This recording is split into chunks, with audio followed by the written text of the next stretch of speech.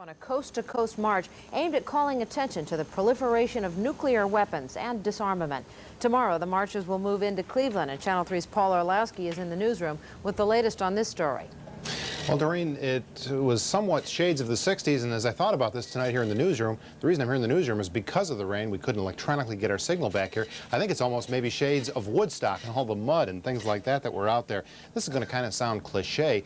The rain rained on our parade, but it's not dampening spirits out there because those folks are very committed. You know, they've been marching since about the 1st of March, all the way from the West Coast, committed to their issue. So they're committed to making sure that their message gets out here in Cleveland and that people hear it loud and clear. We add up all these minutes, and what do we get? 57 minutes.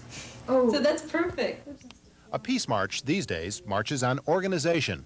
The walkers' every move in the Cleveland area will be coordinated from this office. It looks a bit like one on any typical college campus of 15 or 20 years ago, but things have changed.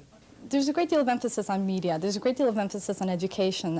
Whereas with the 60s, it was kind of like, okay, let's have a demonstration and see how many people turn out, and if it turns out to be really large, that's marvelous. Educating people is what this march is about. Every step across America, there's been media coverage. Every article and news story telling the disarmament story has been clipped and saved.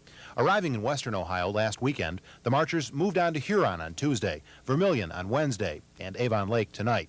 Tomorrow is the highlight. On to Cleveland and a weekend of rallies and education. The traveling peace city is really a city, literally, with a city council and more. We have a community interaction team. We have a performing arts team. We have preschools. We have K through 12 schools on the march. We have a kitchen department and a sanitation department and a media department.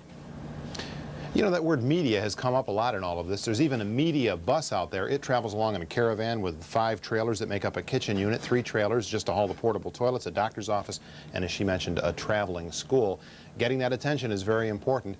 As we say, the rain is something they've dealt with before. They hope to get to Washington, D.C. by the 15th of November. We're going to see a lot of them this weekend in Cleveland, a lot of educational programs. All right, here's hoping the weather improves for our guests. They're getting awful wet tonight. It's supposed to get better. Other quick headlines.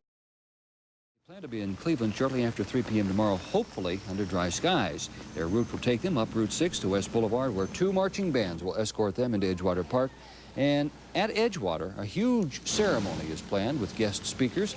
The group is walking over 3,000 miles across the country to protest nuclear weapons and call for peace. No dry skies tonight. As a matter of fact, around 8:30 or so, a major downpour. We've been looking for it.